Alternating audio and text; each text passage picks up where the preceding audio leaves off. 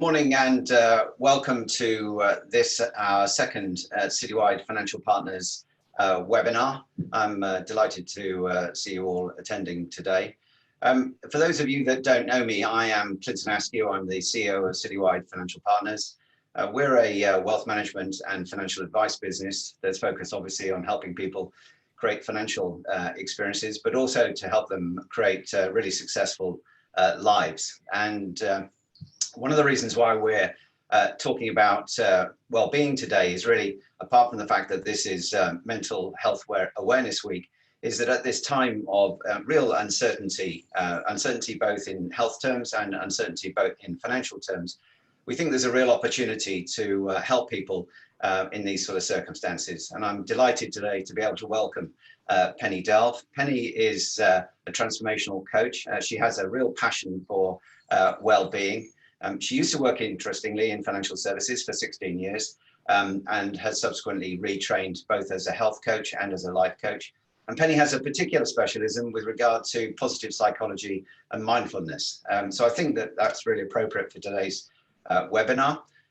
Penny, welcome. Perhaps you can talk a little bit about how you're feeling as a result of the lockdown today. Yes, thanks for having me. Hello, everybody. I've been feeling mainly okay. I think the beginning weeks of lockdown was when I probably felt more anxious and then settled into it. And for me, it's about finding the positives, taking it each day at a time. And the big thing that I kind of connected with was noticing the removal of all the rushing. So no commute, no school run, no schedules, no appointments. There was nowhere we needed to be at a certain time. And removing that rushing for me was very healing and nourishing, and a chance to connect with my family and have that quality time. So yes, it's a roller coaster. There are more challenging days, but on the whole, for me, it's been a positive experience. And I'm trying to take as many positives as I can from the experience. And that's great to have a really positive approach. I think it makes such a huge difference. I think one of the things I was been thinking about, obviously this is week 9 of the lockdown, and I think that we were pretty well absorbed in the first few weeks with things like end of tax year and so on. But actually I found that over the last few weeks, and certainly the last week or so, that the sort of general change has really sort of weighed on me a little bit. And in fact, I'm feeling quite tired, in part because I've upped my exercise regime, but in truth, probably because there's quite a lot of stress around at the moment in many areas. And although it took some time for me to feel sort of the weight of the whole arrangement, in fact, I quite enjoyed coming into the office, as you can see here. I quite enjoyed being able to come into the office and have, essentially focused time. Actually, just in the last week or so, I've been feeling quite tired and quite kind of, running out of energy a little bit. So yeah, at the moment, I think I'm definitely kind of getting more into the space than perhaps many other people are. Yeah, I mean, everybody's experiencing different emotions right now. So, I mean, in broad terms, how are you seeing with other people? I mean, talking about yourself there for a minute, but how are you seeing with other people, Penny? So, everybody's on a roller coaster, and it's interesting to hear what you're saying about recent weeks being more lethargic, because there's many observations that I've made throughout lockdown and recent weeks. Many people have been talking about feeling slower, lethargic, groggy even, lack of motivation. So I think you're quite normal there, Clinton. But obviously we're in a pandemic and we're in uncharted territory, and anxiety is probably the main emotion and feeling that's been occurring for most people. And that's on different levels. So it could be high-end anxiety or just low-grade background anxiety. But as you mentioned, stress as well. People have stress and worry. And that could be about homeschooling and parenting. It could be about money, about being furloughed, or as a business owner, letting people go. There's a lot of worry and stuff around that type of topics. But also, we've seen people living on their own. So they've been suffering from maybe loneliness or isolation. But it's not all doom and gloom. So I'm going to talk about all these sort of negative feelings, but as I mentioned, there's a lot of positives coming out of lockdown. And everyone I've spoken to has really enjoyed the removal of the rushing. I think every single person I speak to is like, I've loved not having to dash for a train or just whatever that might be. So there is definitely positives out of lockdown, and some people have even had the luxury of time, probably those without children, and they've managed to do baking. We've seen baking all over social media, haven't we? Or growing seeds, growing vegetables, or maybe learning a new course, whatever it might be. Some people have really able to find that extra time to do something that they've not been able to do for a long time because of all that rushing in their life. Yeah, I think you're absolutely right. I think people are experiencing an awful lot of change. I think one of the things that would be really interesting to do is just ask our audience quickly how they're feeling, actually. Oh, yeah. So we're going to put a poll up. It's really about how you're feeling at the moment. The poll is from 1 to 10, 1 being that you're not feeling so good, 10 is feeling amazing. And it'd be really interesting to see what you do. You need to just click submit on your answers. I can see there's a few people just clicking now, and we'll wait a second or two for people to continue to answer. And then perhaps at the end of that, then Penny, we can just talk about a little bit about how people are broadly feeling. Still waiting for a few people to finish polling, and I think we're just about there.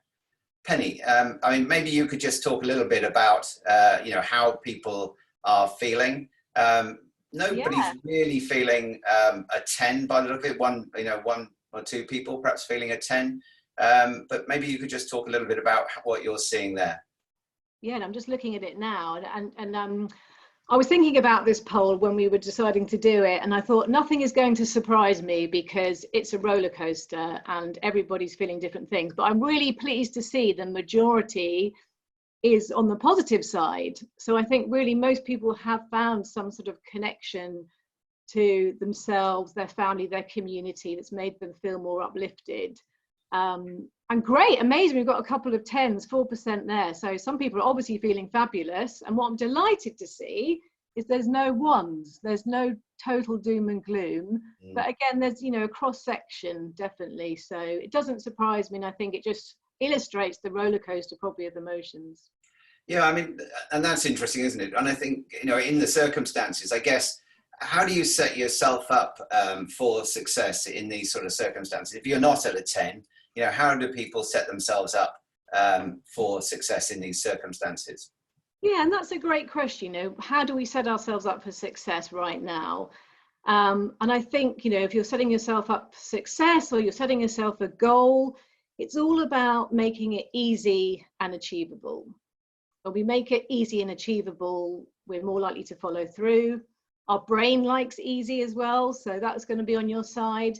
And it could be something as simple as creating a really clear routine, a routine for your day, a routine for your week, mapping out your workload during that time, creating some clear boundaries, time for work, time for family, time for relaxing. And also making time in your day for uplifting activities, so time for joy. That is really important to help you thrive. Yeah, that's really interesting, and I think that structure is a very important part of all of this. But in all of that, obviously, at the end of it, you still have to kind of manage your mindset, don't you? So, how would you suggest people really help manage their mindsets around some of these issues? Yeah, mindset's a big old topic, and we could probably have a whole webinar just on that. But really, in a nutshell, it's about connecting with yourself and not comparing yourself to others, but realizing what's going on for you. And first of all, I'd say it's about acknowledging your emotions, letting any emotions and feelings come through, and noticing that all emotions are valid. And so you could label your emotion. You could say like, this is anxiety, this is anger, this is happiness. And then perhaps investigate, what triggered me to feel anxious, and try and look for patterns so you can identify that and help you plan ahead. And also letting go of trying to control emotions. What we resist will persist.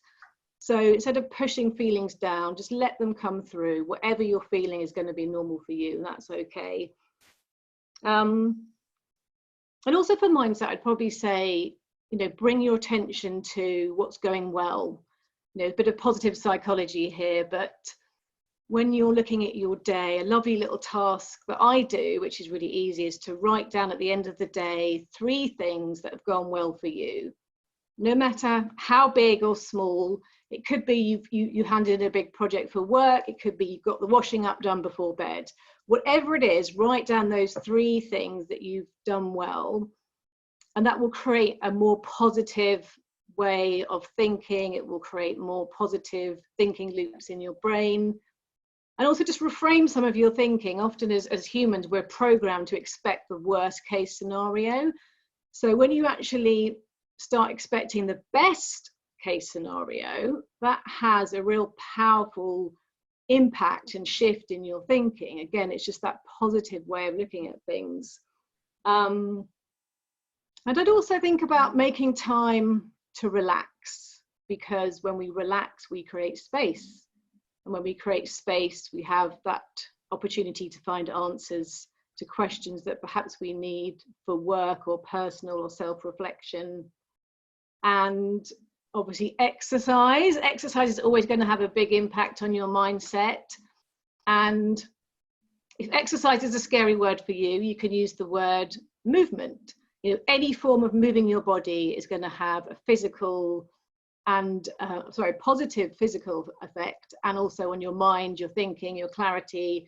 Yeah. What else could I say? So probably breathing, actually. Breathing exercises can be amazing to bring that clarity. And the good thing about breathing exercises is they're easy, and you can do them anywhere. So you can do them in the car if you're stressed. You can do it when you wake up in the night to help you nod back off. You can do it before a big presentation. And it will very quickly calm down your central nervous system and remove you out of the fight or flight feeling. So they're really easy to do. Well, Penny, that sounds like a great idea. Why don't we just try that now for a few seconds? I know that it has an effect, so perhaps the audience can join in with us, and you can just run us through how to do that effectively. Oh, absolutely, that'd be fun. Okay, right, everybody. Trying to sit up straight, just get yourself comfy, wiggle your head a bit. We're going to just do a really simple breathing exercise, which I call the 5-5-5. And it's breathing in for 5 through your nose, holding for 5, and then breathing out, exhaling through your mouth, long and slow. I'll talk you through it, don't worry about the numbers. We'll just do a couple of cycles and just notice how you might feel afterwards. So if we start off now, breathing in through your nose and hold.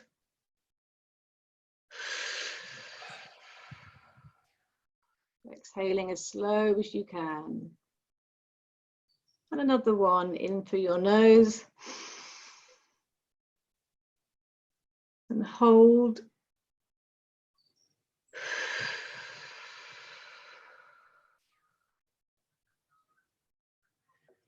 I must say, it is a great way of calming down your mind at a point when you're sort of rapidly thinking things through. I find it really quite fun and easy to do.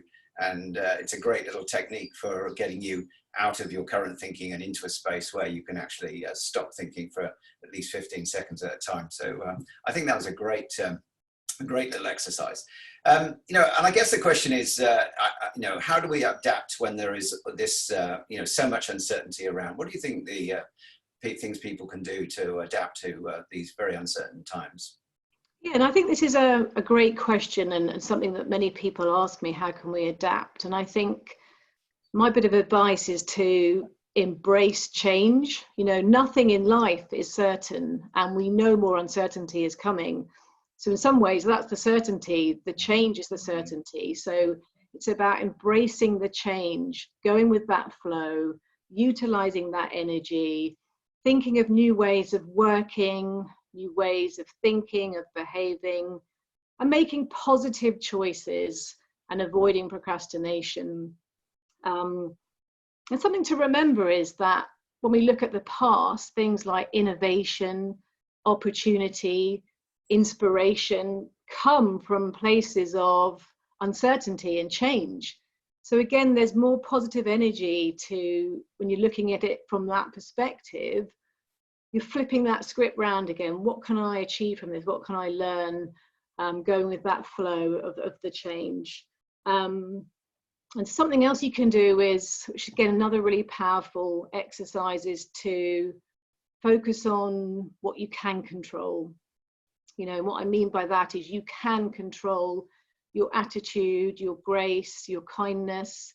You can control turning off the news, limiting social media, comparing yourself to others, showing up compassionately with colleagues and employees, and then let go of what you can't control. And we certainly can't control other people's feelings and actions. We can't control what Boris Johnson's going to say next. We can't predict the future. So let go of those things you can't control and bring your attention back to what you can. And that will give you that balance that you need. Well, what sort of little habits and I guess tips could you give people, you know, that help them really build their well-being at the moment? You know, what small habits could you build into your day that would really help you, I guess, get to a better well-being place? Yeah, I think there's so many. We've mentioned a few today, but really it's about making well-being your number one priority. And when we invest in ourselves in this way, we create a core of balance, of strength, of connection. And when we operate from that place, it has a powerful and positive effect on everything that we do. Yeah.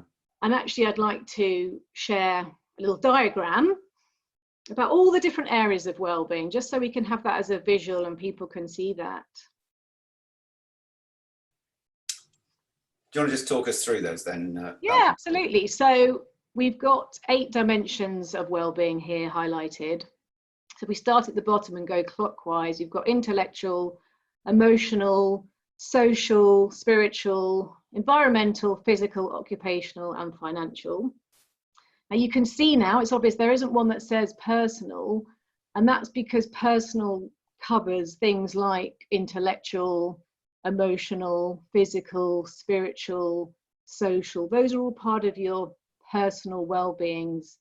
We've got things like occupational well-being there, and that will be with regards to your work. You know, how is your work aligned to your values? How happy and motivated does it make you?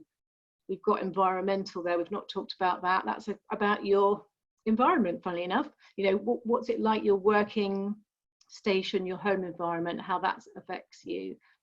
And of course, we've got on there financial well-being, Clinton, which brings us nicely into talking about our financial well-being.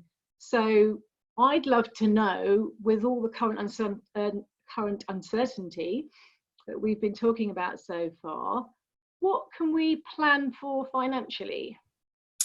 Oh, look, Penny, I think right at the moment, there is a huge amount of uncertainty. And I think for many people, it's probably pretty difficult to plan even from one day to the next or 1 week to the next. And certainly planning month to month is really difficult. But at the same time, this is really a great opportunity to think about planning. For some people, there will be more time than they've perhaps ever had in the past to be able to think about how they might plan their futures. And I think it's really kind of, I guess, important that if you're going to start thinking about that planning, that you start with the end in mind. And I think really you want to ask yourself the question, you know, what do you want to achieve out of your life? And I think it's, in our business, it's not really about the money. It's always about, so what do you want to do with the rest of your life? I quite often talk to clients and other people really about financial planning, or the way that many people plan their finances, as being as if 2 little boys were playing football on a field. They're kicking a ball around. It looks like football, but nobody scores.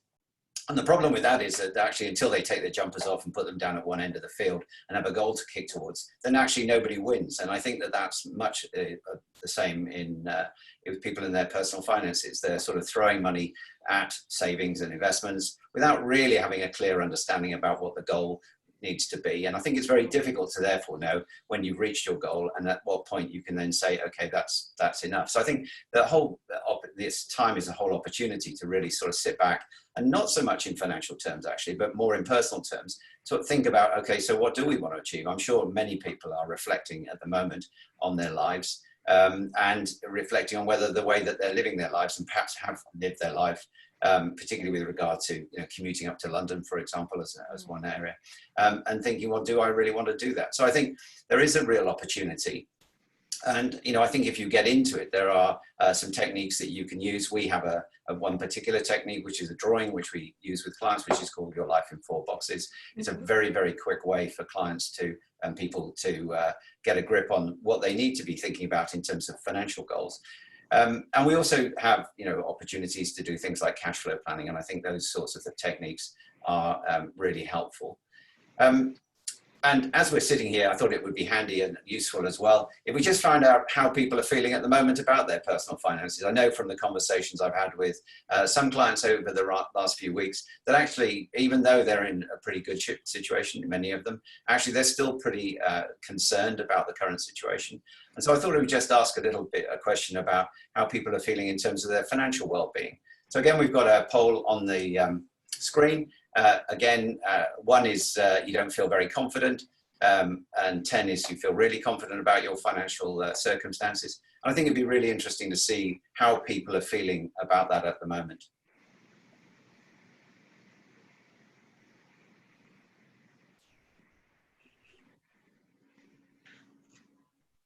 We'll just give that another second or two. Be interesting to see what comes out from this. Yeah, I think it will be really interesting, actually. I think what we're seeing is that actually, interestingly, nobody's super confident about their circumstances. We're not seeing people with 9s and 10s. Actually, we are seeing, I guess, the majority of people in 6s, 7s, and 8s. So they're reasonably confident, but not hugely confident. But we've got some lower numbers as well. A few people are feeling not quite so confident about their circumstances. And I think that is something that we as people need to just be able to talk about. I think there are some things that we can do right now, that would help people when they're thinking about what the actions they can take. And I think a lot of it's about kind of getting control, actually. I think one of the things with uncertainty is that there is a huge amount of, when there is a huge amount of uncertainty, you have to ask yourself, okay, how can I take control in these circumstances? And I thought it'd be quite interesting, actually. David Jones, who's a very good friend of mine, quite often uses a very simple technique to talk to clients about, to establish whether they are in control. And really just asks 4 questions. The first question is, right at this very moment, thinking about your wallet or purse, how much money do you actually have in it? And I think that's quite an interesting question. Most people would probably get approximately to the right answer, but not necessarily accurately. And the second question that follows on from that then is, okay, if you knew how much was in your wallet, then how much what did you spend your last £100 on? If you took £100 out of the bank, what did you use that money for? Again, I think for the audience, if they can answer that question, they're doing extremely well. And it's not always easy. So that then leads us to the third question. And the third question is maybe slightly more difficult in some senses, which is, exactly how much did you spend last month? And the question with that, again, the audience will have you'll have a good idea of whether you know exactly how much you spent last month. Some of you may be very, very close.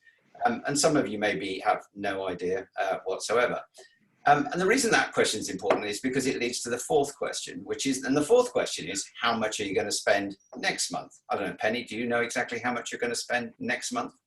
No, I think these are amazing questions, actually. I'm kind of making a mental note thinking, I don't know the answer to any of those. And I think, as you were mentioning before, it's about control and clarity and having goals in our financial well-being. That's vital to give us what we need and that certainty. Are there any other specific issues you are seeing perhaps arising at the moment with regards to maybe scams? I've heard a lot about scams or wills and things like that. Yeah, I mean, there are, huge amounts going on at the moment. I mean, if you only have to, be on listening to the news last night, obviously the EasyJet issue with their data wasn't great news. I think that one of the things that we found is that I think if we look at Action Fraud, I think they're talking at the moment about the fraud being something in the order of £2 million, with about 850 people affected by it just since the start of the lockdown. Perhaps even more surprisingly is that of that, about £300,000 relates to pet fraud. This is people searching for an animal to have as a pet during this time, which is sort of pretty understandable, and actually ending up being defrauded as a consequence of that. And I think last week there was something like 160,000 fraudulent emails reported. And in fact, I was looking at one that I received this morning and thinking that's quite a lot. But what I'd just like to look back on and just, fraud is really, is one of the things that we can talk about. But I wanted to just talk a bit more, if I could, about in terms of reducing uncertainty. And I think one of the things that people can really do in terms of taking themselves forward is to think about, the budget that they've got. And budgeting's not easy. I think you have to acknowledge that you want to do it. I think it's sometimes a bit time consuming, but actually ultimately it really gives you control. And I think the benefit of a budget, if you've established one, all businesses run with a budget, but in our personal lives, many people don't, is that then allows you to really kind of take some steps to think about how you might run your finances going forward. I know a lot of people won't be making much use of their gym memberships at the moment, and there's probably going to be an awful lot of expenditure that was being carried out in the past that isn't necessary now. And I think for many people, there's a real opportunity to kind of review their expenditure, look at direct debits, look at the membership fees that they're paying, and just ask the question, do I really, really need to do this? And there's a good reason for doing this, and that is that in times of uncertainty, the thing that really helps you survive, and in fact we're seeing this in businesses, is that those who have got cash can continue to survive, and sometimes quite well. Those that don't have cash, and we're seeing this a lot with businesses, actually are facing really difficult choices. They're having to furlough staff or close down. And I think it's the same in personal life. You really want to know that you've got a cash cushion at all times. And I think for us, it's about helping you really build a cash cushion of somewhere between 3 and 6 months income, 3 or 6 months expenditure, or 3 or 6 months income is just as good.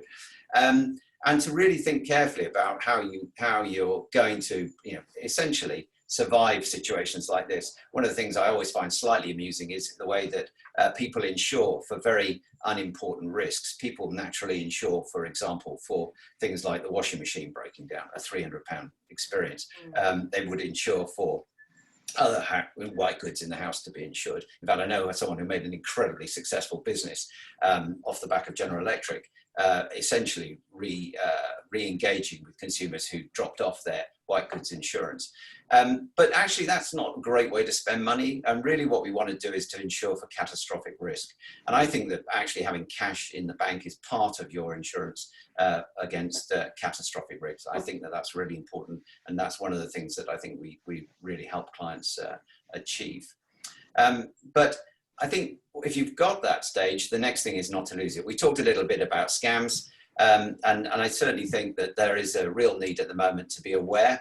People are being parted from their money in a very easy way.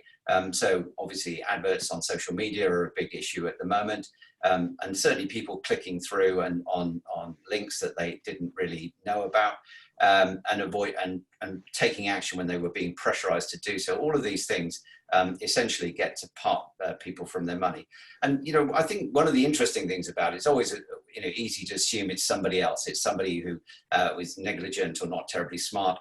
But actually, I know of a case, not in our firm, but in another firm, where actually the individual was tracked for about a year through his emails. And eventually when he chose to go on holiday, the scammers stepped in and wrote to the particular advice company, suggesting that his daughter wanted to buy a house. Not unreasonable suggestion. He talked about it in the past. And this turned out to be a huge fraud. And unfortunately, it was not perpetrated because he was away on holiday and the particular investment house couldn't contact him. And on the third occasion, they finally managed to reach him. And he kind of asked the question about why this house purchase was happening. And it then became apparent that this had happened. So frauds happen, even against the best of people. And I think we really need to be kind of conscious about that. And that's part of the de-risking that I think is really important.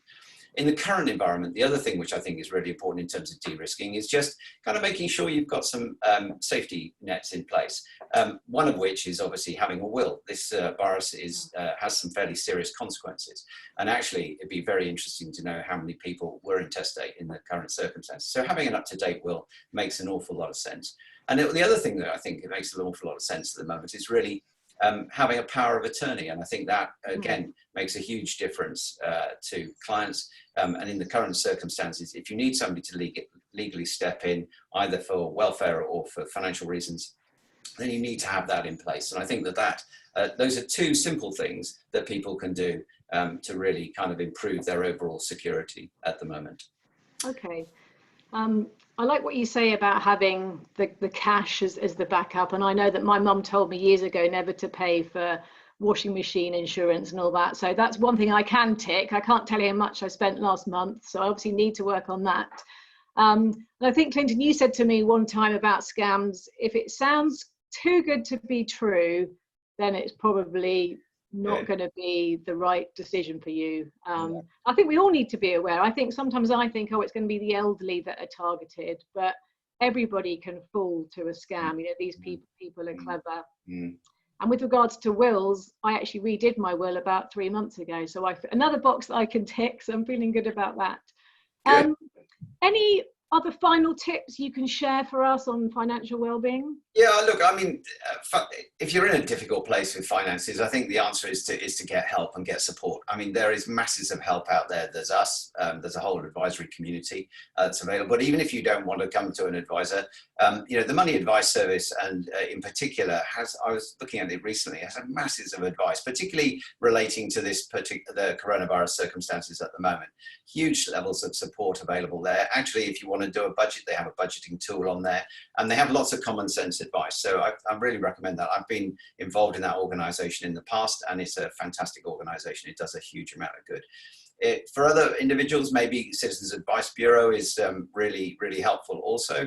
And that's another great source of advice, again, without huge expense. So from that point of view, and if you are at all concerned about any of the general scams and things like that, then obviously the FCA website, the Financial Conduct Authority, has huge amounts of information also about current events. And if you need to check on anybody, there are systems on there that allow you to check on whether you're being advised or invited to participate in something from a firm that isn't regulated. So I think those offer a real opportunity for people to get some help in these circumstances. We're here to help, but absolutely people can get help from other sources.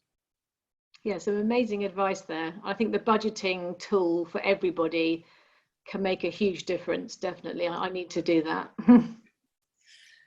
Cool. So I just wanted to sort of wrap up really and ask you, Penny, you know, from your point of view, you know, what your observations are in the link between, I guess, the financial side of it, which is our side, and the personal side, which is your side. What are your thoughts on that? Well, absolutely, I can see a common theme. You know, how we do one thing is how we do everything. And, you know, it's vital to invest in all areas of our well-being so we can create that control, that positivity, that certainty, and all the exercises that we've both talked about definitely create that, and that will have a positive impact on all our lives, definitely. Yeah, I think doing things in a very positive way is really, really good.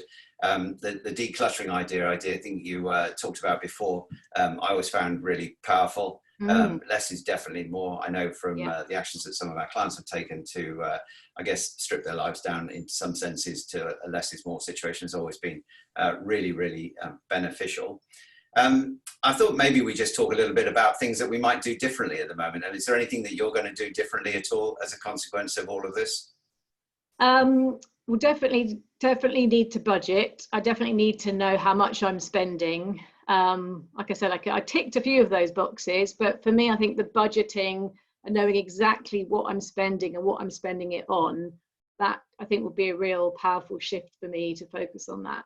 What about you, Clinton?